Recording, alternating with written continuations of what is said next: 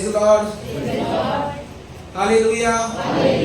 कशा आहात तुम्ही सगळेजण? Praise Lord. आशीर्वादित आहात. देवाची स्तुती असो. आजचा दिवस परमेश्वराने आमच्या जीवनाशी जोडलेला आहे. आमचा परमेश्वर हा महान देव आहे, कार्य करणारा देव आहे. म्हणून आम्ही नेहमी त्याच्या सानिध्यामध्ये असलो पाहिजे. मागच्या वेळेस आपण काय शिकलो? कोणी सांगेल मला? मागच्या वेळेस काय वचन होतं?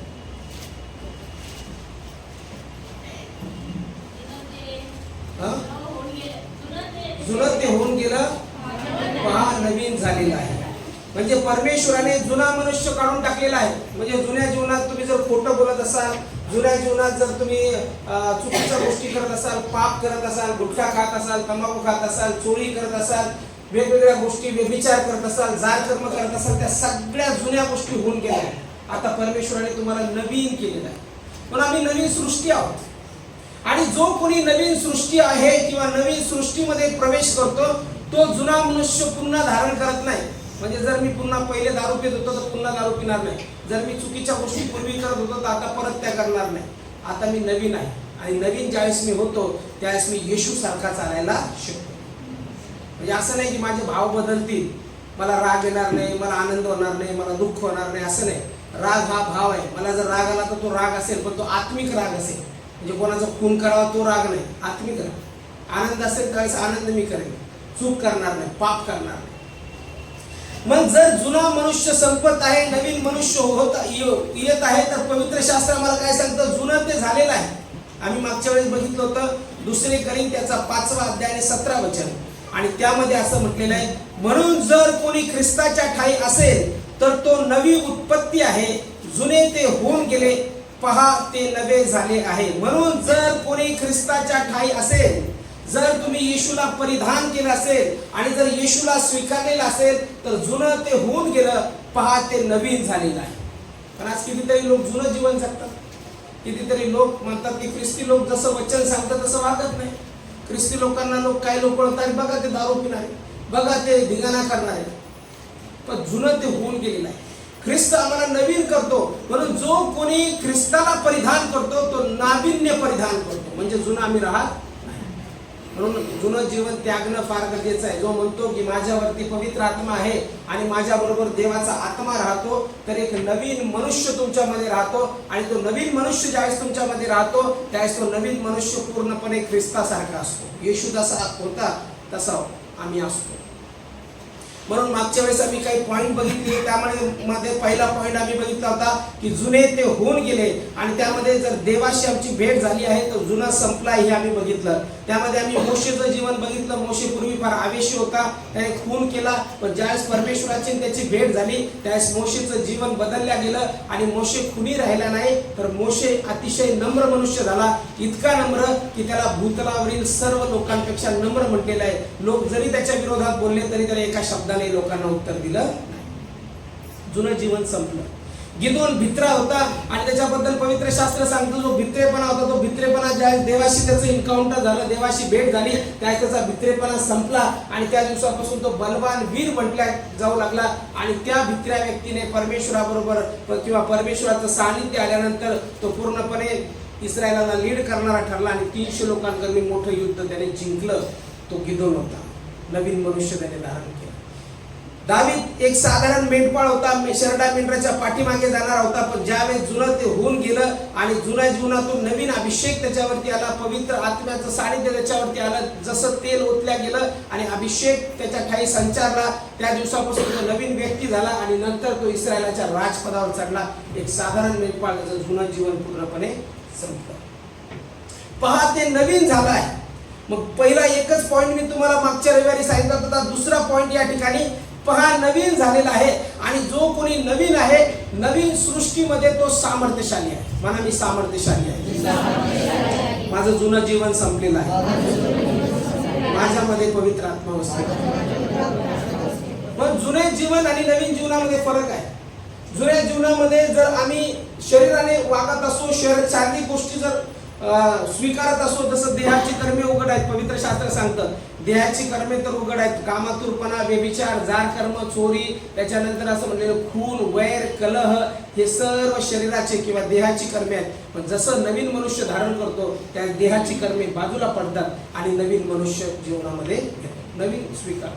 म्हणून म्हटलेले तुम्हाला माहिती नाही का तुम्ही पवित्र आत्म्याचं मंदिर आहात. म्हणजे देव हाताने बांधलेल्या मंदिरात आता राहत नाही. मोठमोठी बिल्डिंग जरी बांधली आणि तुम्ही म्हटले इथं देव राहतो, तिथं देव राहत नाही. देव आता शरीररूपी मंदिरात राहतो आणि ते शरीररूपी मंदिर जे आहे ते तुम्ही आणि मी आहात. म्हणजे या शरीरामध्ये देवाचा आत्मा वस्ती करतो. जर देवाचा आत्मा आमच्यात वस्ती करतो ते मंदिर कसं असायला पाहिजे? शुद्ध, पवित्र, देवाच्या सानिध्यात राहणार. पण हे मंदिर फक्त एक दिवस देवाच्या सानिध्यात राहतं आणि बाकीचे दिवस 7-8 दिवस कुठे राहतं? जगामध्ये राहतं. आणि जगामध्ये राहत असताना फक्त जगातच राहत नाही, तर जगाच्या गोष्टी देखील स्वीकारतात. जगात ज्या गोष्टी आहेत त्या स्वीकारण्यासाठी आम्हाला हा देह परमेश्वराने दिला नाही.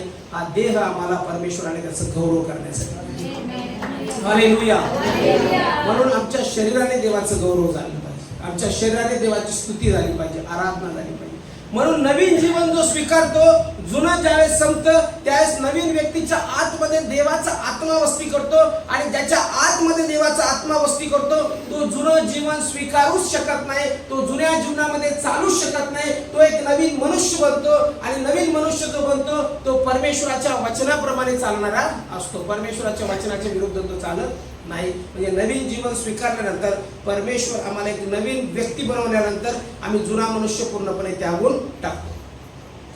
पवित्र शास्त्र आम्हाला सांगतं पवित्र आत्मा किंवा देवाचा आत्मा ज्यावेळेस आला त्यावेळेस गिदोन, मोशे, दावीद हे सगळे जण नवीन झाले आणि जे जुनं जीवन होतं ते त्यांनी त्यागलं आणि नवीन जीवनामध्ये ते सामर्थ्याने चालले, अद्भुत कृपेने चालले आणि परमेश्वराचं महान सानिध्य त्यांच्या बरोबर राहिलं आणि ज्या गोष्टी त्यांनी केल्या त्याच्यामध्ये त्यांना फार मोठं यश प्राप्त झालं. जर तुम्ही ख्रिस्तामध्ये नवीन आहात, जर तुम्ही जुनं जीवन त्यागलेलं आहे आणि जर तुमच्यामध्ये देवाचा आत्मा वस्ती करतो तर अपयश तुमच्यासाठी ठेवलेलं नाही. काय म्हणलं मी? जर तुम्ही नवीन मनुष्य आहात आणि नवीन रीतीने देवाचा आत्मा तुमच्या जीवनामध्ये आहे तर अपयश तुमच्यासाठी ठेवलेलं नाही, आजारपण तुमच्यासाठी ठेवलेलं नाही.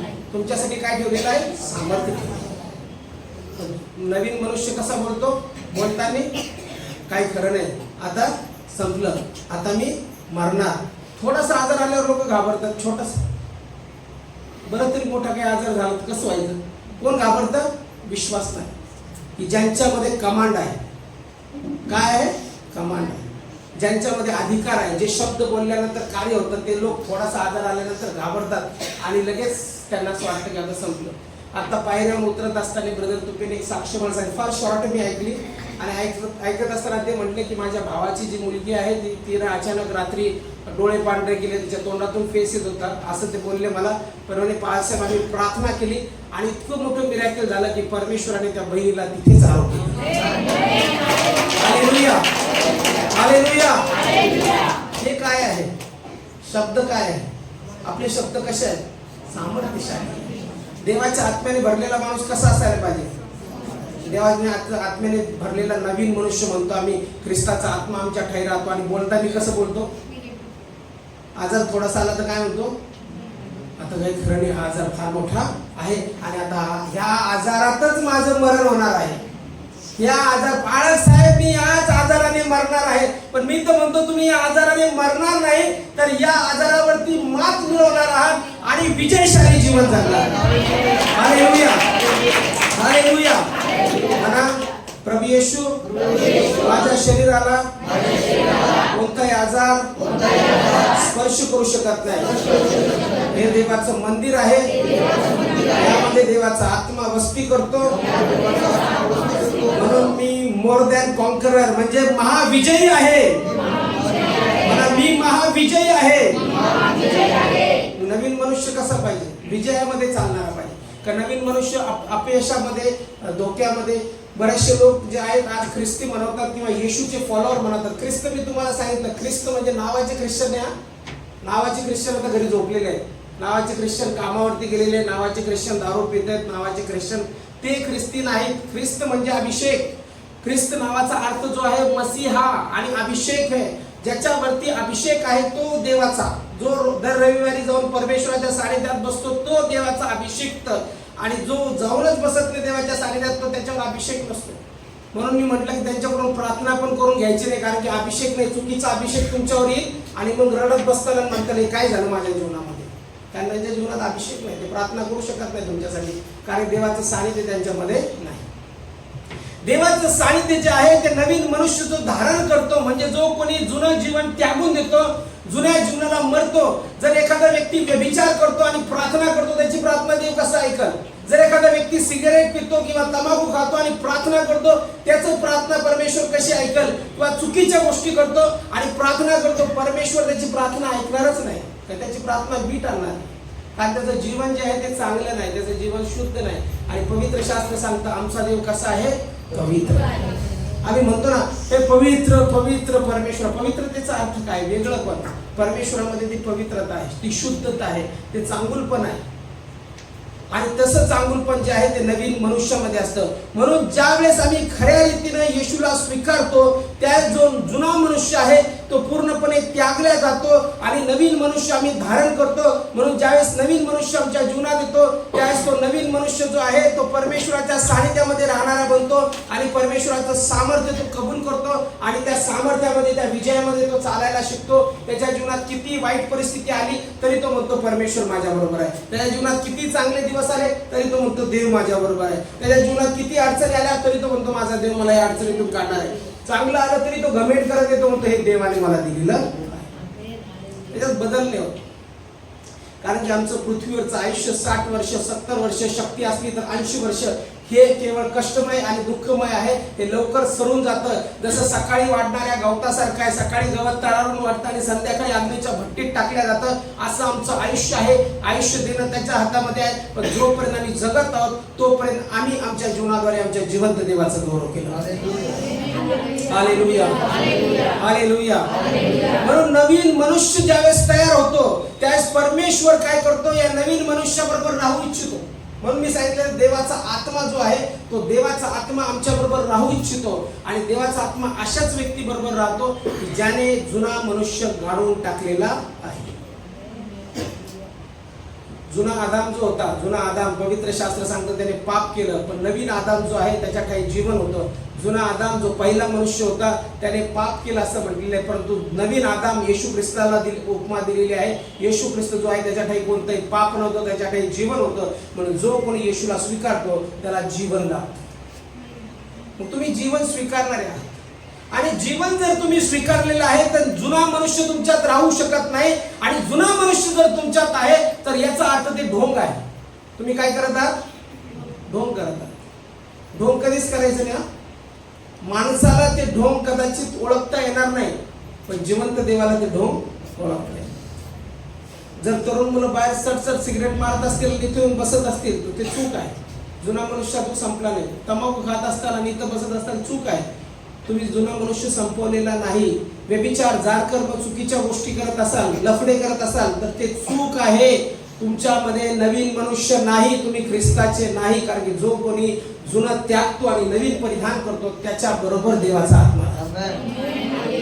काही लोक बोंबलतात ना, देव आमची प्रार्थनाच ऐकत नाही, देव आमची प्रार्थना, आम्ही किती ओरडून ओरडून प्रार्थना करतो, किती आम्ही हे करतो, किती ते करतो. तेव्हा अरे पहिले जीवन दुरुस्त कर. काय दुरुस्त कर? पहिले आमचं काय दुरुस्त करायला पाहिजे? आम्ही आमचं शरीर, आमचं जीवन, आमचं शरीर किती त्यागमय आहे, आम्ही किती देवाला समर्पित झालेलो आहे. आमच्या जीवनामध्ये एक जरी थोडीशी जरी चूक केली ना तर पवित्र आत्मा टोचणी लावतो. मला माहित नाही तुम्हाला लावतो की नाही, मला लावतो. थोडं जरी चुकलं ना माझं, लगेच पवित्र आत्मा बोलतो हे करू नको, जाऊ दे, हे करू नको, कारण हे चूक आहे, हे तुला करायला नाही पाहिजे. आणि त्या ठिकाणी मला लगेच कळतं की आता मला चांगलं करायचं, हे करायचं नाही. शरीर प्रबळ आहे, शरीराची इच्छा प्रबळ आहे. शरीर लगेच मागतं ज्या जगातल्या गोष्टी त्या, पण त्यावर पवित्र आत्मा विजय मिळवतो. म्हणून जो कोणी नवीन आहे त्याच्याबरोबर परमेश्वर राहू इच्छितो. म्हणून जुना मनुष्य जर तसाच आहे तर परमेश्वर त्याच्याबरोबर राहणार नाही. कारण की देव आत्मा आहे आणि त्याची उपासना आत्म्याने खरेपणाने करावी हे आम्ही शिकलो. देव आत्मा आहे, परंतु तो आत्मा कोणामध्ये राहतो? तो आत्मा त्याच व्यक्तीमध्ये राहतो की ज्याने जुना मनुष्य संपवलेला आहे. म्हणजे उदाहरणार्थ जुना सुनील मेलेला आहे, मी मेलो आहे. मग कसं मेले तुम्ही? मी मेलो म्हणजे ज्या माझ्या शरीराच्या देहाच्या कर्म आहेत, देहाच्या गोष्टी आहेत, ज्या दिवशी मी येशू ख्रिस्ताला स्वीकारलं त्या दिवशी माझ्या त्या देहाच्या इच्छा संपलेल्या आहे. आता मी जगतो असे नाही तर माझ्या ठाई कोण जगतो? ख्रिस्त जगतो. चेक करायची गरज आहे मला. आजही आमच्यामध्ये नवीन मनुष्य आहे का? आम्ही खरंच ख्रिस्तासाठी जगतो का? आम्ही खरंच विश्वासणारे आहोत का? खरंच आमचं जुनं जीवन त्यागलेलं आहे का? खरंच आमच्यातून जुना मनुष्य संपलेला आहे का? आणि जर संपलेलं नसेल आणि तुम्ही किती बोंबलत असाल तर त्या बोंबलण्याने परमेश्वर तुमची प्रार्थना कदापि ऐकणार नाही. कारण की आजही तुमचं जीवन जसं आहे तसंच आहे, जसं आहे तसंच आहे. आणि आपण काय म्हणतो? देव आमची प्रार्थना ऐकत. कसं ऐकल देव प्रार्थना? मनुष्याला आम्ही फसवू शकतो पण देवाला आम्ही फसवू शकत नाही. काही लोक कोणाला फसवायचा प्रयत्न करतात? देवाला फसवायचा प्रयत्न करतात. तुम्ही देवाला फसवू शकत नाही. काहीतरी आपण बोलतो ना लबाड, काहीतरी खोटं बोलून टाकतो. काही लोक सर्रास खोटं बोलतात. इकडून आले तर काय म्हणतात? मी इकडून आलो, मी पाहिलं डोळ्याने. तुम्ही कुठून आले? मी गाडीवर प्रार्थनेसाठी येतो तर मी एकाला विचारतो तुम्ही कुठून आले? मी इकडून आलो.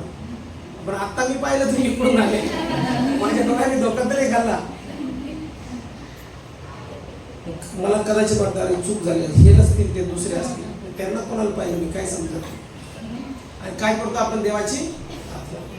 मग देवाच्या सानिध्यामध्ये ज्यावेळेस आम्ही येतो त्यावेळेस खोटं पण जर आमच्यात आहे आणि ते खोटं पण घेऊन आम्ही म्हणतो आमच्यावर देवाचं सानिध्य, कसं राहील देवाचं सानिध्य?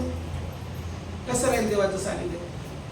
फार सॅक्रिफाईस आहे. ख्रिस्ती जीवन म्हणजे फार सॅक्रिफाईस. तुम्ही मिनिटाला जे खोटं बोलता ना त्याला सॅक्रिफाईस म्हणत नाही, त्याला समर्पण म्हणत नाही. जो मनुष्य मिनिटाला खोटं बोलतो त्याच्याबरोबर देव कसा राहील? देव तर बदलत नाही. आपण ते सरडा आहे ना कोणतं का कोण गिरगिट, तो कसा, जसं तुम्ही केळीच्या सालीवर गेला तो कसा होतो? लगेच पिवळा, लगेच लगेच ते काय म्हणतात ते मी बघितलं तर व्हिडिओ, तो लगेच त्या काय म्हणतात ब्लू शालीवरती जातो, लगेच तो ब्लू निळा होतो. म्हणजे आपण कसं जैसा देश वैसा देश. एक व्यक्तीने फार फार म्हणे देवबिव काय नाही, देवाचं सानिध्य काय नाही आणि येशू विशू काय नाही, असं नाही तसं नाही. आणि असं बोलल्यानंतर खूप हे ठेवलं, काय तुम्ही इकडे झाले नसते येशूसाठी, काय प्रार्थना करता, असं करता आणि काय असं नाही. आणि तो पूर्वी चांगला अध्ययन केलेला आहे. आणि मग तो त्या बंधूला फार बोलला, फार असं केलं. आणि नंतर दुसऱ्या वेळेस त्यांचे पाळक मित्र आले तर तो पाळक मित्राबरोबर प्रार्थनेला फिरत होता. हे ब्रदर म्हणे का हो, एक असं कसं काय हो? तुम्ही तर काल लय अपोज केला हो ख्रिश्चनिटीला, लय तुम्ही विरोधात बोलले. नाही, जैसा देश वैसा देश हे माणसासाठी आहे, पण देवासाठी जैसा देश वैसा देश चालत नाही. माणसासाठी जरी आम्ही बदलत असलो तर ते जीवन बदलणं गरजेचं आहे. आणि जर नवीन मनुष्य धारण केलेलं आहे आणि जर असं वाटतं देवाचा आत्मा आमच्या काही कार्य करावं तर पूर्णपणे नवीन जीवनात चालणं फार आवश्यक आहे. नवीन जीवन स्वीकारणं फार आवश्यक आहे. करायचं ना तर पूर्ण याने करायचं, पूर्ण देवाच्या सानिध्यामध्ये राहून करायचं. आणि जर देवाचं सानिध्य जर आमच्यामध्ये नसलं आणि आम्ही किती प्रार्थना केल्या, किती ओरडलो तरी परमेश्वर आमचा प्रार्थना ऐकणार नाही. म्हणून म्हटलेले गव्हाचा दाणा जमिनीत पडून जोपर्यंत मरत नाही तोपर्यंत पुष्कळ पीक तो देत नाही. जुनं जीवन काय झालं पाहिजे आमचं? तुमचं जे नाव आहे त्या नावाने तुम्ही जे म्हणता की मी हा आहे, मी तो आहे, ते संपलं पाहिजे. मी असं केलं, मी तसं केलं, माझा अहंकार, माझा गर्व, मी हे करू शकतो, मी ते करू शकतो, मी प्रार्थना केला नाही, हे सगळं मरण झालं पाहिजे या गोष्टीचं.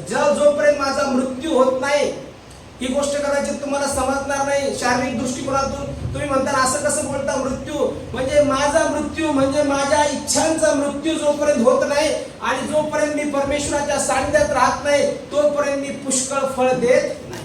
पण आजही माझ्यातला जुना मनुष्य जिवंत आहे. मी माझ्यातला अहंकार जिवंत आहे, माझ्यातला राग जिवंत आहे, माझ्यातला द्वेष जिवंत आहे, मला जे करायचं खोटं पण जिवंत आहे, सगळं जिवंत आहे. आणि वरून मी म्हणतो की माझ्यामध्ये देवाचा आत्मवस्ती करतो. नाही करू शकत देवाचा आत्मवस्ती. योहानाचं पुस्तकाचा 12वा अध्याय 24 वचनामध्ये काय सांगितलेलं? योहान 12वा अध्याय 24 वचन. मी तुम्हाला खचित खचित सांगतो, गव्हाचा दाणा जमिनीत पडून मेला नाही, गव्हाचा दाणा जमिनीत पडून मेला नाही तर तो एकटाच राहतो. तर तो एकटाच राहतो. पुष्कळ पीक देतो. आणि मेला तर पुष्कळ पीक देतो. म्हणजे जुनं जीवन असंच आहे. जोपर्यंत तुम्ही जुन्या जीवनाला संपत नाही, जर तुम्ही येशू ख्रिस्ताचा स्वीकार केलेला आहे तर पवित्र शास्त्र सांगते जो येशूचा स्वीकार करतो असली जी चित्तवृत्ती ख्रिस्त येशूच्या ठाई होती ती तुमच्या ठाई असो. म्हणजे त्या दिवसापासून तुम्ही स्वतःला मरता आणि तुम्ही नवीन जीवनामध्ये जगत असताना तुमच्या ठाई ख्रिस्त जगतो. मग ख्रिस्त ज्यावेळेस जगतो त्या जुनं जीवन संपलेलं असतं. जुन्या जीवनातला राग संपलेला असतो, जुन्या जीवनातले द्वेष संपलेले असतात, जुन्या जीवनातले मतभेद संपलेले असतात आणि नवीन मनुष्य जो आहे तो पूर्णतः देवाला समर्पित जीवन जगणारा असतो. पूर्णतः त्याचं जीवन देवाला समर्पित असतं. मग आज आम्हाला चेक करणं गरजेचं, माझ्यातला जुना जिवंत तर नाही, माझा जुना मनुष्य जिवंत तर नाही, मी पूर्णपणे येशूला स्वीकारलं. असं म्हटलेलं आहे की वधस्तंभावरती जसा ख्रिस्त खिळलेला आहे तसं आम्ही आमच्या जुन्या जीवनाला वधस्तंभावर खिळून टाकलेलं आहे. म्हणजे जुनं जीवन संपलेलं आहे आणि नवीन व्यक्ती नवीन परिधान आम्ही केलेलं आहे. म्हणून म्हटलेले जुनं ते होऊन गेलं पहा नवीन झालेलं आहे. मग नवीन जर झालेलं आहे तर नवीन जीवनामध्ये जुना मनुष्य जिवंत राहू शकत नाही आणि जर जिवंत आहे तर तुम्ही पुष्कळ फळ देऊ शकत नाही. काय म्हटलं मी? जर तुम्ही जुने जिवंत आहात तर तुम्ही कितीही ओरडा, कितीही सामर्थ्याने प्रार्थना करा, तुम्ही परत देवाला नाव ठेवता. 100% तुम्ही काय करता देवाला, कारण की तुमची देवाची गाठ भेटच झाली नाही. ज्याची देवाची गाठ भेट झालेली आहे तो कधीच देवाला नाव ठेवणार नाही. तो फक्त एकच म्हणत की मला माझा जुना मनुष्य गाडायचा आहे, नवीन मनुष्य मला परिधान करायचा आहे. ज्यावेळेस माझ्याकडून काही होत नाही ना त्यावेळेस मी देवाला दोष देत नाही, त्यावेळेस मी चेक करतो की मला किती परफेक्ट बनायचं. जर काही चुकतं किंवा काही होत नाही माझ्याकडून तर मी समोरच्या व्यक्तीला दोष देत नाही. त्यावेळेस मला रिअलाइज होतं की माझी कुठेतरी कमतरता आहे, मला कुठेतरी दुरुस्त होण्याची गरज आहे. कारण की मी जर चांगला अजून पवित्र जीवन जगलो आणि अधिक देवाच्या सानिध्यामध्ये वाढलो तर देव निश्चित कार्य करेल. मला आणखी अभिषेकामध्ये वाढायचं. हा अभिषेक माझा थोडा आहे, आणखी मोठा करायचा, आणखी मोठा मला करायचा आणि तो अभिषेक माझ्या जीवनात वाढला पाहिजे. अभिषेक वाढत जातो. एकदा पवित्र आत्म्याचं सानिध्य भेटल्यानंतर तुम्ही म्हणतात की भेटला आता मला पवित्र आत्मा आणि यानंतर काय मी जिथं प्रार्थना करेन तिथं कार्य होईल असं होत नाही. तो पवित्र आत्म्याच्या सानिध्यामध्ये वाढावं लागतं, तसं जीवन जगावं लागतं. तेवढा वेळ पवित्र आत्म्याच्या सानिध्यात खर्च करावा लागतं, अध्ययन तेवढं करावं लागतं आणि मग तो अभिषेक आमचा वाढत जातो आणि तो अभिषेक एका लेवलपासून दुसऱ्या लेवलपर्यंत जातो आणि आम्ही एकाच लेवलमध्ये अडकलेलो आहोत. ती लेवल काय आमची पुढे जात नाही. आम्ही आजही काय बालक आहोत आणि पवित्र शास्त्र पौल त्याबद्दल सांगतो की जर तुम्ही आजही 10 वर्षानंतर बाळक आहात तर तुम्हाला दुधाची गरज आहे. पण जो कोणी प्रौढ होतो तो आता चांगलं जड अन्न खायला तयार आहे. म्हणजे जड अन्न आम्ही स्वीकारतच नाही. आजही आम्ही त्या प्रौढतेपर्यंत जात नाही. एक पास्टरने सांगितलं की ज्यावेळेस त्यांचं तारण झालेलं होतं त्यावेळेस ते म्हणतात की एक मनुष्य ज्यावेळेस येशू ख्रिस्ताला स्वीकारतो त्यावेळेस तो त्याला परिधान करतो आणि जर त्याने परिधान केलेलं आहे तर तो काय करतो, त्याने परिधान जर केलं तर त्याने जर सिगरेट पिलं तर ते सिगरेट त्याने कोणाच्या ओठाला लावल्यासारखं आहे, येशूच्या ओठाला लावल्यासारखं. पवित्र शास्त्र सांगतं आम्हाला करिंथकराच्या पत्रामध्ये पौल सांगतो की तो म्हणतो की करिंथीतील मंडळीतील लोक वेश्येकडे जाणारे होते आणि वेश्यांबरोबर त्या ठिकाणी ते संबंध प्रस्थापित करणारे होते. तो म्हणतो तुम्ही नवीन मनुष्य धारण केलेला आहे आणि आजही तुम्ही शारीरिक संबंधामध्ये अडकलेले आहात चुकाच्या, तर तुम्ही पाप करत आहात. आजही तुम्ही नवीन मनुष्य धारण केलेला, चुकीचे रिलेशनशिप राहू शकत नाही. देवाने जे जोडलेलं आहे ते जोडलेलं आहे. जर तुम्ही चुकीच्या रिलेशनशिप मध्ये चालत आहात तर तुम्ही शरीराने पाप करत आहात आणि जर शारीरिक पाप करत आहात आणि म्हणतात देवा मी तुझ्याकडे प्रार्थना करतो, देव कशी प्रार्थना आहे? कारण की आमच्या पाप पुढे दडलेलं आहे शरीराने. शारीरिक पाप फार डेंजर आहे. म्हणून जो कोणी ख्रिस्ताला धारण करतो तो ख्रिस्तासारखा आहे. पण जो कोणी चुकीच्या गोष्टी करतो आणि करिंथकराच्या मंडळीला तो स्पष्ट सांगतो जर तुम्ही तिथे जाऊन तसं काम करता तर तुम्ही जात नाही त्या ठिकाणी, तर तुम्ही ख्रिस्ताला तिथे नेत आहात. मग माझं बॉडी जे आहे ते टेम्पल ऑफ गॉड आहे. माझं हे जे शरीर आहे हे पवित्र आत्म्याचं मंदिर आहे. मग ज्यावेळेस मी काही चूक करतो त्यावेळेस मी तिथं जात नाही तर माझ्या देवाला मी तिथं जाऊन घेऊन जातो. जर मी सिगरेट ओठाला लावतो तर मी सिगरेट पित नाही, मी माझ्या येशूच्या ओठाला सिगरेट लावतो. मग जर मी गुटखा खातो तर मी गुटखा खात नाही, माझ्या येशूला मी गुटखा खायला लावतो. मग विचार करा तुमचं शरीर काय करत आहे. Hallelujah, hallelujah.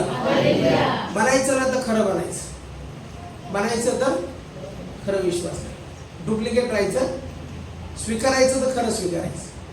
कारण ख्रिस्ताचं जीवन आणि हे जे सामर्थ्य आहे हे सत्य आहे आणि हे सत्य सामर्थ्य जीवन बदली करणार आहे, पलटून टाकतो जीवन. तुमच्या बरोबर कोणी असो किंवा नसो, तुम्हाला लाख लोक दोष देत असो, तुम्ही अतिशय खालचं जीवन जगत असा, तुमच्या बरोबर कोणी नसलं तरी चालेल, पण जर येशू तुमच्या बरोबर आहे तर मी तुम्हाला सांगतो 1000 लोकांपेक्षा लाख लोकांपेक्षा तो एकटा येशू तुमचं जीवन पूर्ण करतो. हालेलुया. आम्ही परवा कोणाची करतो जास्तीत जास्त जगत असताना नातेवाईक, हे धावून येईल, तो धावून येईल, ही माई चांगली, ती बाई चांगली, हे माझा लय लाडाचा, तो माझा लय लाडाचा. काय कोणाचं लाडाचं नाही. ज्यावेळेस तुम्ही बिछाण्यावर पडता आणि ज्यावेळेस त्रासात असता त्यावेळेस तुम्हाला एकही माणूस येऊन पाहत नाही, फक्त पाहतो तो प्रभू येशू ख्रिस्त. अनेक अशा साक्ष आहे की ज्या लोकांनी फार मोठं नाव लौकिक कमवलेलं आहे, त्यांच्या ज्यावेळेस त्रास आला त्यावेळेस त्या त्रासामध्ये ते लोक त्यांच्या काम आले नाही, ते नातेवाईक त्यांच्या काम आले नाही, परंतु प्रभू येशू त्यांच्या कामाला. ज्यावेळेस ते प्रभू येशूकडे गेले त्यावेळेस प्रभू येशूने त्यांना स्पर्श केला आणि त्यांचं जीवन बदललं आणि आज पुन्हा ते आशीर्वादित झालेले आहेत आणि आशीर्वादित झाल्यानंतर पुन्हा ते लोक त्यांच्याकडे येत आहेत. त्यावेळेस त्यांनी शिकण्याची गरज आहे की मी आशीर्वादित कशामुळे झालेलो आहे. माझी स्टोरी मी तुम्हाला सांगतो, हे कट करा नंतर. ज्यावेळेस मी फार बाहेर काढतो आणि ज्यावेळेस आम्हाला काढतो त्यावेळेस आम्ही त्याला विसरून जातो आणि परत आम्ही जुन्या मनुष्याकडे धाव घेतो. एक तरुण मुलगा होता ज्याच्यासाठी आम्ही खूप प्रार्थना केल्या आणि त्याला HIV झालेला होता. परमेश्वराने त्याला पूर्ण आरोग्य दिलं, चांगला झाला, मंडळीमध्ये यायला लागला, व्यवस्थित जीवन चांगलं झालं, त्याचं सगळं चांगलं झालं आणि सगळं चांगलं, शरीरामध्ये बदल आला. पण परत त्याने काय केलं, चुकीचे मित्र त्याला भेटले आणि परत जुन्या जीवनामध्ये गेला, गुटखा खायला लागला, मित्रांबरोबर फिरायला लागला आणि परत तो आजार जो आहे तो उभा राहिला त्याच्या जीवनात आणि त्याच्यामध्ये त्याचा मृत्यू झाला.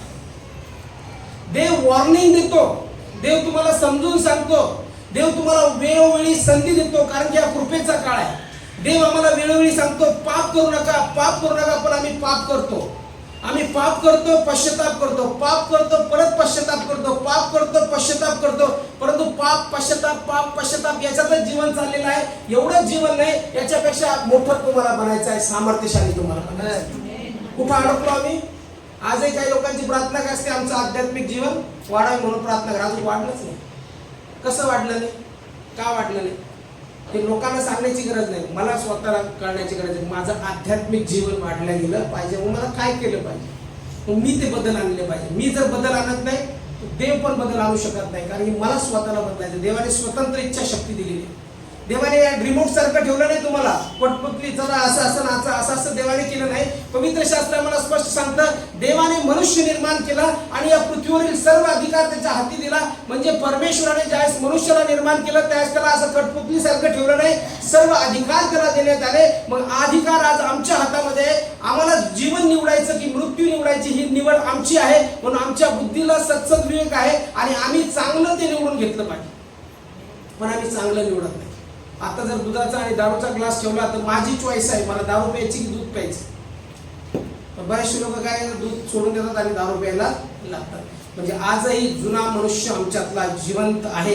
पाप पश्चाताप याच्यासाठी देवाने आम्हाला बोलवले नाही, तर पापामध्ये आणि पश्चातापामध्येच जर वेळ खर्च करत आहात तर परमेश्वर म्हणतात तुम्हाला एक हायर कॉलिंग आहे आणि मोठी जबाबदारी देव तुम्हाला देत आहे आणि त्या जबाबदारीमध्ये तुम्हाला अधिक वाढलं पाहिजे. म्हणून आम्ही जुन्या जीवनाला त्यागलं पाहिजे.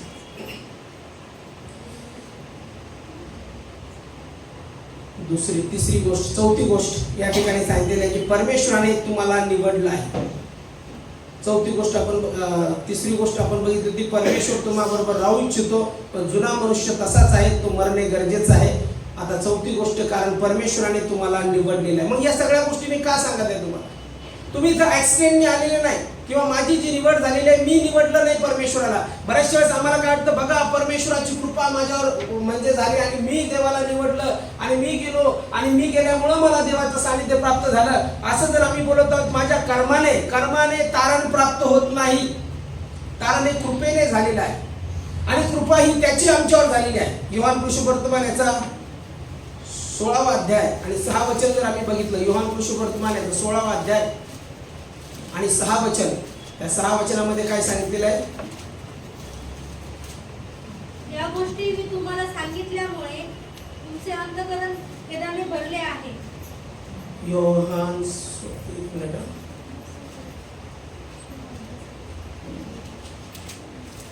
सॉरी योहान 15:16 बघा.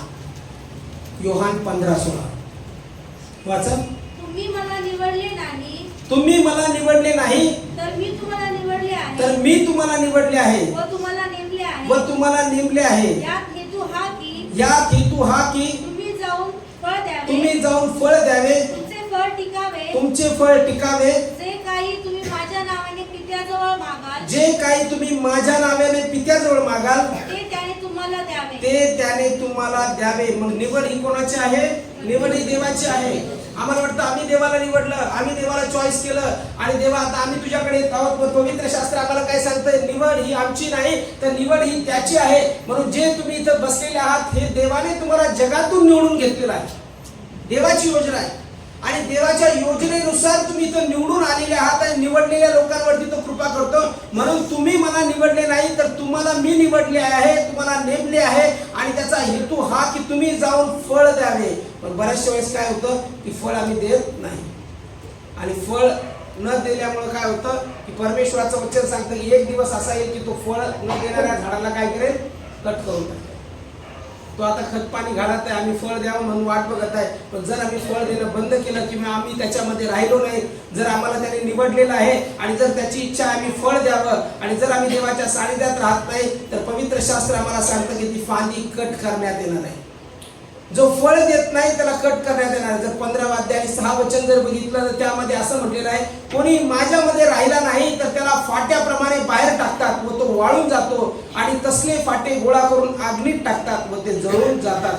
कोणी जर ख्रिस्तामध्ये राहिला नाही तर फाट्याप्रमाणे तो बाहेर टाकला जातो आणि मग नंतर काय होतं तिथं त्याला म्हटलेलं आहे गोळा करून अग्नीत टाकल्या जातं. म्हणजे पवित्र शास्त्र आम्हाला हे जे दर्शक आहे हे नरकाबद्दल सांगतं की जो कोणी येशूमध्ये मजबूतीने राहत नाही, त्याचा आत्मा स्वीकारत नाही, एक दिवस असा येईल की त्याच्या आत्म्याचा नाश होईल आणि त्याला सार्वकालिक अग्नीत टाकण्यात येईल. तिथं फक्त रडणं आणि दात खाणं चालेल.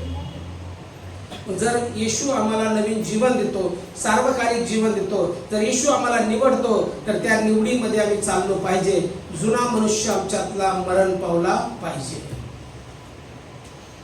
मला बिलकुल असे लोक आवडत नाही की जे लोक एकदा येतात, स्वीकारतात, परत जातात, परत जगात राहतात, परत येतात, परत स्वीकारतात, परत जातात, परत जगात राहतात, परत येतात आणि परत स्वीकारतात. खेळ चाललाय का कबड्डी येशू बरोबर? चला आता सुधारलो, सुधारलो, सुधारलो, सुधारलो, बिघडलो, बिघडलो, बिघडलो, सुधारलो, सुधारलो, सुधारलो, बिघडलो, बिघडलो, बिघडलो. एकदाच पश्चाताप आणि परत पापाकडे पाठ. तर आपण काय करतो? 1000दा पश्चाताप आणि 1000दा पापाकडे पाठ आणि परत काय होतो? येशू मसीह की जय. असं जीवन नसलं पाहिजे. आपल्या तर जगातच्या लोकात जगातले लोक चांगले मग ते काही बोलत नाही, काही नाही, जे करायचं ते बिनधास्त करतात. जे लोक येशूला मानतात ते लोक असं का करतात? म्हणजे याचा अर्थ जुना मनुष्य आजही त्यांच्यामध्ये जिवंत आहे. जर जुना मनुष्य जिवंत आहे त्याला प्रथम खेळलं पाहिजे, त्याला गाडलं पाहिजे आणि नवीन मनुष्य परिधान केलं पाहिजे. म्हणून प्रार्थना ज्यावेळेस करता त्यावेळेस फार वाईजली प्रार्थना करा, फार ज्ञानाने प्रार्थना करा. ज्यावेळेस देवाच्या सानिध्यात जाता फार ज्ञानाने देवाच्या सानिध्यात जा. जेव्हा शब्द बोलता त्यावेळेस फार जपून बोला, कारण की देवाचा आत्मा जो आहे तो तुमच्या ठाई जर कार्य करतो तर पूर्णपणे नवीन मनुष्य आम्ही धारण केला पाहिजे. नवीन जीवनामध्ये आम्ही चाललो पाहिजे आणि नवीन जीवन जे आहे ते आशीर्वादाचं जीवन आहे, सामर्थ्याचं जीवन आहे.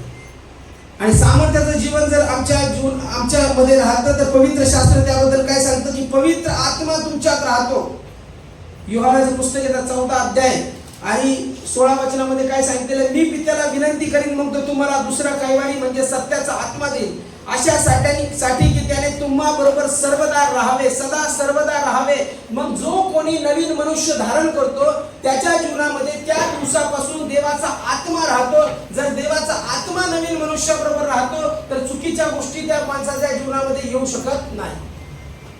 आता काही जण काय म्हणतील, येशू येशू होता आणि आम्ही मनुष्य आहोत. येशू देव होता, आम्ही मनुष्य आहोत. पण येशू पूर्ण 100% गॉड, 100% ह्युमन, पूर्ण 100% देव होता. येशू 100% मनुष्य होता.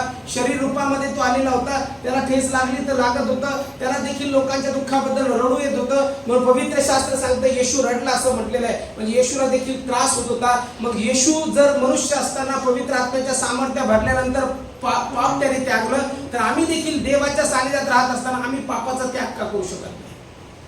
आणि दोष कोणाला देतो आम्ही? देवाला. देवाने असं केलं, देवाने तसं केलं, देवाने वाईट करायला पाहिजे नव्हतं, तर देवाने माझ्या जीवनात असं करायला नव्हतं पाहिजे, हे पाप देवाने मला आणलं आणि पापाच्या मोहात मी पडलो. पवित्र शास्त्र स्पष्ट सांगतं की देवाला कशाचाही मोह होत नाही आणि देव कोणालाही मोहात पाडत नाही. म्हणून हे वाक्य बदला की देवाने मला मोहात पाडलं, सैतानाने पाडलं, सैतानाने असं केलं, आमची चॉईस होती, आम्ही जाऊन पाप करावं, आम्ही जाऊन पाप केलं आणि दोष कोणावर देतो आम्ही? देवाला दोष देऊ नका, देवाने चांगलंच केलेलं आहे.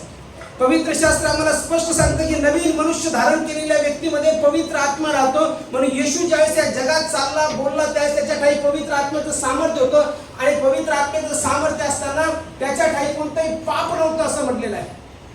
मग नवीन मनुष्य ज्यावेळेस तुम्ही धारण करता किंवा नवीन स्त्री बनता, नवीन पुरुष बनता, ज्याने येशूला परिधान केलेलं आहे, त्याच्या शरीरामध्ये पवित्र आत्मा वस्ती करतो आणि ज्याच्या शरीरात पवित्र आत्मा वस्ती करतो तो चूक करू शकत नाही, तो पाप करू शकत नाही आणि जर पाप करतो तर तो स्वतःवरती दंड ओढून घेतो.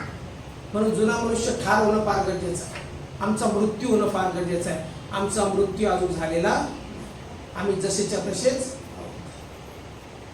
पवित्र शास्त्र स्पष्ट सांगतं की यासाठी की तुम्ही फळ द्यावं आणि ते फळ टिकावं असं म्हटलेलं आहे. योहान पुरुषवर्तमान याचा 14वा अध्याय आणि 12 वचनामध्ये म्हटलेलं आहे की यासाठी जर तुमच्या ठाई देवाचा आत्मा वस्ती करतो आणि तुम्ही नवीन सृष्टीत जर आहात, तर पवित्र शास्त्र सांगतं या ठिकाणी 12व्या वचनामध्ये, मी तुम्हाला खचित सांगतो, मी जी कृत्य करीतो ती माझ्यावर विश्वास ठेवणाराही करील आणि त्यापेक्षा मोठी करील, कारण मी पित्याकडे जातो. येशूचे शब्द आहेत.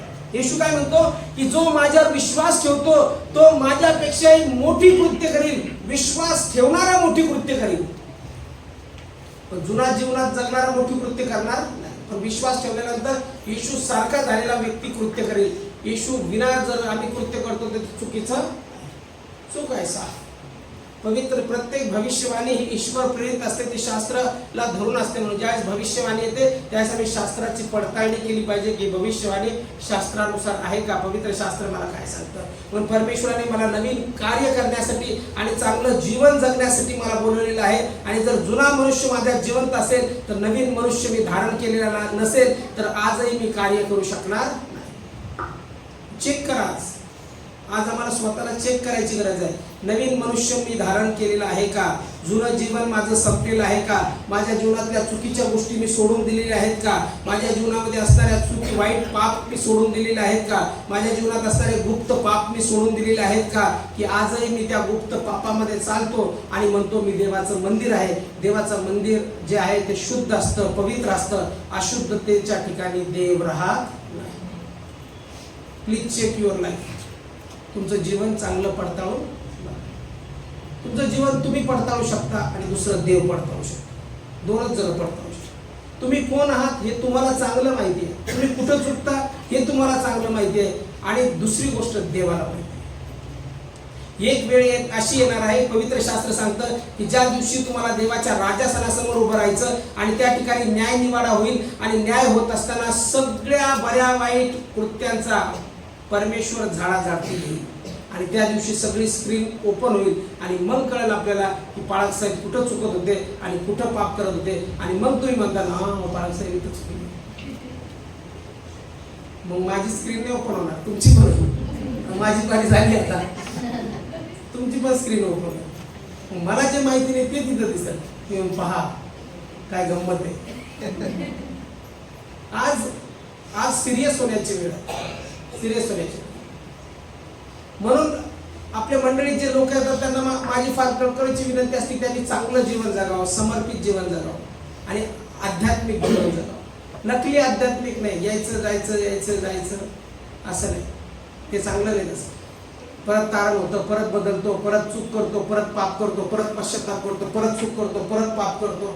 त्याच्यापेक्षा मी जा मग दुसरीकडे जा, कुठंतरी दुसरीकडे जाऊन बस, मग इथं येऊ नको, मला तसं आवडत पण काय घडी काय त्याला शिकवत बसायचं. त्याच्यापेक्षा हजारो लोक पडलेले ज्यांना सुवार्थेची गरज आहे त्यांना जाऊन कोण सांगत. आपण काय करतो, एकाच माणसाबरोबर करत बसतो, खेळत बसतो, यानान चलनान खायानान बसानान उठानान. कशाला? कितीतरी लोक आहेत ज्यांना सुवार्थेची गरज आहे, त्यांना जाऊन कधी सांगितलं तुम्ही येशूचं नाव? पण 5 वेळेस पश्चाताप आणि 5 वेळेस पाप असं कधी होत नाही. एकदाच पाप झालेला आहे, त्या पापाचा पश्चाताप होतो आणि त्याच्यानंतर नवीन मनुष्य धारण केला जातो आणि त्या दिवसापासून तो मनुष्य जो आहे तो पवित्र आत्म्याच्या प्रेरणेने चालतो. पुन्हा पवित्र आत्म्याने भरलेला व्यक्ती पाप कसा करू शकतो? पवित्र आत्म्याने भरलेला मी सिगरेट कसं ओढू शकतो? ओढू शकतो का? परत चूक करू शकतो का? जर मी करतोय तर मी पवित्र आत्म्याने भरलेला आहे का? कशाच्या आत्म्याने मी भरलेला आहे? तुम्हीच सांगा. कोणत्या आत्म्याने मी भरलेला आहे? दुष्ट आत्म्याने मी भरलेला आहे. आणि ज्याच्यात दुष्ट आत्मा वस्ती करतो तो काय करतो? पाप करतो. म्हणून पाप करणारा आत्मा जो आहे तो पवित्र आत्मा राहू शकत नाही. गफलत करून घेऊ नका. काही लोक त्याच्यावर फार आत्मा उतरतो आणि ज्याच्यावर आत्मा उतरतो तो बाहेर जाऊन सरासर सिगरेट फोडतो. असं कसं देवाचा आत्मा उतरतो त्याच्यावर? असं कसं डोंगरावर प्रार्थना करायला जातो तो मनुष्य? नाही जाऊ शकत. तो नाटक करतो. जो रिअल आहे तो रिअल राहतो. त्याच्या काही देवाचं काम दिसतं, त्याचं जीवन परावर्तित दिसतं, त्याच्या घरामध्ये आनंद दिसतो, त्याची पत्नी सदैव आनंदित दिसते, तिचा पती सदैव आनंदित दिसतो. पवित्र आत्म्याने भरलेली स्त्री आपल्या नवऱ्याला सतत शिव्या देत बसत नाही. तर पवित्र आत्म्याने भरलेली स्त्री म्हणजे जा तुम्ही कामाला, मी जाते चर्चला, तुम्ही काही येऊ नका, जा तिकडेच बसा, असं म्हणते का? काय म्हणते पवित्र आत्म्याने भरलेली स्त्री? का कटकट करते, देशव्या, घरी गेल्या गेल्या देशव्या भान, देशव्या भान, असं करायचं तसं करायचं, असं करते पवित्र आत्म्याने भरलेली स्त्री. काय करते? आपल्या पतीसाठी प्रार्थना. आपल्या पतीला काय म्हणते? आज रविवार आहे, तुम्ही मला कुठे दिसले पाहिजे? देवाच्या घरात. काय फायदा मग पवित्र आत्म्याने? मी आणि माझं घराणे तर परमेश्वराची सेवा, मी एकटाच सेवा करणार, तुम्ही कामाला, असं म्हणतो देव. तसं करू नका. पतीने पण आपल्या म्हटलेलं आहे की पत्नीला प्रेमाने वागवा. म्हणजे पतीने सगळ्यांनी आपल्या पत्नीवरती प्रेम केलंच पाहिजे. ही गॅरंटी तुमच्या पत्नीला आणि गॅरंटी तुमच्या पतीला असली पाहिजे. गॅरंटी आजकाल राहिली का राहिली नाही मी ते पण तुम्हाला सांगतो. कारण की जुना मनुष्य जो आहे, शरीर आहे, शरीर फार डेंजर आहे. पण शरीर पण कुठपर्यंत मी तुम्हाला सांगतो, 60-70 वर्ष. तुम्ही आता चांगले दिसता, सुंदर दिसता, आता 50 वर्षानंतर तुम्ही सुंदर दिसणार नाही. जे लोक तुमची वाहवा करतात ते लोक तुम्हाला विचारणार नाही. जे हँडसम आहेत आणि जे ब्युटिफुल आहेत त्यांनी लक्षात ठेवा की एक वयानंतर तुमचं सौंदर्य संपणार आहे. पवित्र शास्त्र सांगतं की सौंदर्य संपतं किंवा लावण्य भुलवणार आहे, ते एक दिवस संपून जातं. म्हणजे फार काळ तुम्ही जसे सुंदर दिसता तसे राहणार नाही. मग किती तुम्ही पोताला लिपा तरी तुम्ही म्हातारे दिसणारच. किती तुम्ही क्रीम लावा, फेअर अँड हँडसम लावा, तरी तुम्ही म्हातारे एक काळानंतर दिसणारच. आणि त्या काळात काय तुम्हाला कोणीच विचारणार नाही, कारण की तुम्ही आजही जुना मनुष्य काढला नाही. पण ज्यावेळेस तुम्ही जुन्या मनुष्याला मारता आणि नवीन ख्रिस्त परिधान करता, मी तुम्हाला सांगतो तुम्ही म्हातारे जरी झाले तर तुमच्या चेहऱ्यावर तेज चमकल. तुम्ही म्हातारे जरी झाले तर तेज चमकल. आणि ते तेज शारीरिक तेज राहणार नाही, तर ते तेज देवाचं तेज राहणार. Hallelujah, hallelujah. म्हणून पवित्र जीवन जगायला शिका. पवित्र जीवन जगायला शिका. जोपर्यंत पवित्रता आमच्या शरीरात येत नाही तोपर्यंत देवाची आमची भेटच झालेली. किती बोंबला, किती ओरडा, किती आरडा, देवाला प्रार्थना करा, परमेश्वरा आम्ही असं करतो, आम्ही तसं करतो. देव म्हणतो प्रथम आपले पाप त्यागून टाक. कारण की जोपर्यंत तुम्ही पाप त्यागत नाही, पवित्र शास्त्र स्पष्ट सांगतं येशू कशाला आला, येशू कशाला वधस्तंभावर मरण पावला. येशूचं मरण जे होतं ते फक्त मानव जातीसाठी होतं आणि ते हे सांगण्यासाठी होतं की जो कोणी येशूला, ख्रिस्त जो वधस्तंभावर खिळलेला आहे त्याला स्वीकारतो आणि आपल्या पापाची कबुली करतो, त्याच वेळेस त्याच्या पापाची क्षमा होते. जुन्या कराराच्या काळामध्ये पाप केल्यानंतर तू परत जायचा याचकाकडे गोरा घेऊन आणि म्हणायचं मी पाप केला, आणि मग तो गोरा कापायचा, एक दोष त्याचं रक्त वेदीवर शिंपडल्या जायचं आणि मग म्हणायची आता तुझ्या पापाचं प्रायश्चित्त झालं, जा आता यापुढे पाप करू नको. पण नव्या कराराच्या काळात परमेश्वराने एकदाच त्याचा पुत्र प्रभू येशू ख्रिस्त दिला की जो कोणी त्या वधस्तंभाकडे बघतो आणि म्हणतो की येशूने माझ्या पापासाठी वधस्तंभावर प्राण दिला, कारण की थोड्या वेळासाठी त्याच्यावरती सर्व पाप लादण्यात आले, म्हणून माझे पाप जे आहे ते येशू ख्रिस्ताने घेतले. आणि जर येशू ख्रिस्ताने माझे पाप घेतलेले आहे तर पुन्हा मला पाप करायचं नाही, मला विसरून जायचं आहे पापाला आणि मला ख्रिस्तासारखं जीवन जगायचं. म्हणून मी सांगितलं तुम्ही स्वतःला चांगले ओळखता आणि देव तुम्हाला चांगलं ओळखतो. कदाचित मलाही तुम्ही फसवाल पण देवाला फसवू शकत नाही. म्हणून जुना मनुष्य सोडून द्या. जोपर्यंत जुना मनुष्य मरत नाही तोपर्यंत आम्ही ब्लेसिंग मध्ये चालत नाही. काही लोक वारंवार येतात प्रार्थना करायला, आमची परिस्थिती दुरुस्त होत नाही, आमच्या जीवनातलं हे असंच बरं होत नाही. मग त्यावेळेस मी पण विचार करतो, का देवा, तू तर प्रार्थना ऐकणारा देव आहे. आणि काल प्रार्थना करत असताना मला एक प्रगटीकरण झालं ते याच्यासाठी की त्यांनी जुना मनुष्य आजही काढलेला नाही. ते जुन्या जीवनात जगतात, तुला नाही माहिती. देव म्हणतो तुला नाही माहिती, ते आजही जुन्या जीवनात आहे. आजही ते जे करायचं तेच करत आहेत आणि फक्त येतात आणि प्रार्थना करतात. त्याने मी काय प्रार्थना ऐकणार नाही. जोपर्यंत जुना मनुष्य संपत नाही आणि नवीन मनुष्य परिधान करत नाही तोपर्यंत ब्लेसिंगला पण सुरुवात होत नाही, आशीर्वादाला सुरुवात होत नाही, जीवनामध्ये सफलता यायला सुरुवात होत नाही. कारण ज्याच्याबरोबर पवित्र आत्मा आहे तो सफलच असतो. ज्याच्याबरोबर देवाचं सानिध्य आहे तो यशस्वीच असतो. ज्याच्याबरोबर देवाचं सानिध्य आहे तो सामर्थ्यामध्येच चालतो. ज्याच्याबरोबर देवाचं सानिध्य आहे तो पवित्रतेतच चालतो. मग पवित्रता असणं फार गरजेचं. आजही जर जुना मनुष्य धारण केलेला आहे तर तो जुना मनुष्य त्यागून टाका. कारण की गव्हाचा दाना जोपर्यंत जमीन पडत नाही आणि मरत नाही तोपर्यंत तो पुष्कळ फळ देत नाही. मेले का तुम्ही? मी शारीरिक मरणाबद्दल बोलत नाही.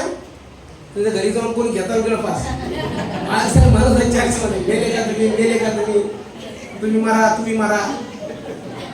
लगेच जातात. बाळासाहेबांनी सांगितलं दोरी घ्या, लगेच चिठ्ठी लिहून ठेवा. बाळासाहेबांनी सांगितलं मेले का तुम्ही. ते मरणाबद्दल मी बोलत नाही. आध्यात्मिक रीतीने जर तुम्ही नवीन झालेले आहात तर जुन्या जे तुमच्या सवयी आहेत, जुनं जे तुमचं जीवन आहे, जुनं जे पाप आहे, जुन्या ज्या गोष्टी आहेत त्याला तुम्ही मेले का. जर मेले नसेल तर आज मरा.